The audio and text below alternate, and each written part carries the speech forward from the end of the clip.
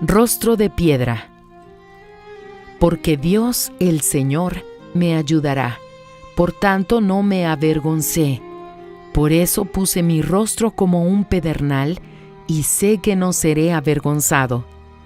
Isaías capítulo 50, versículo 17.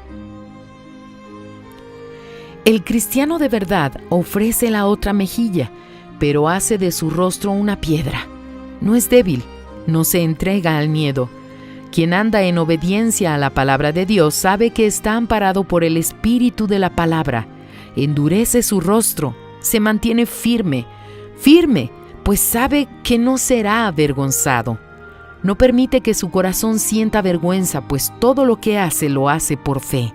El valiente que enfrenta la tempestad, que camina sobre el mar cuando oye el llamado, el valiente que no huye de los leones, el valiente que no evita el horno, el valiente que, armado con una piedra, va a enfrentar al soldado gigante, el valiente con coraje para salir del desierto, el valiente con coraje para darle una orden al sol, el valiente con coraje para enfrentar a reyes, el valiente con coraje para darle una orden a un árbol.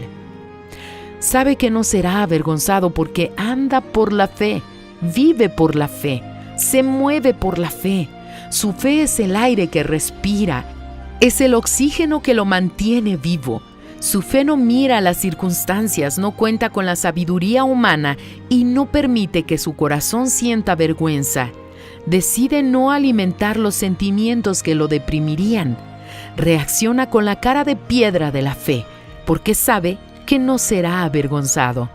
No sentirá vergüenza porque sabe quién lo ha ayudado. Quien lo hiera sufrirá las consecuencias de herir a una piedra.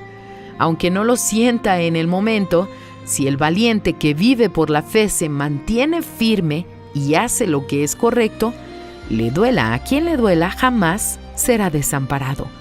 El valiente es firme, endurece su rostro y no tiene miedo de ser avergonzado por hacer lo que es correcto. Fragmento del libro El Pan Nuestro para 365 días del obispo Edir Macedo.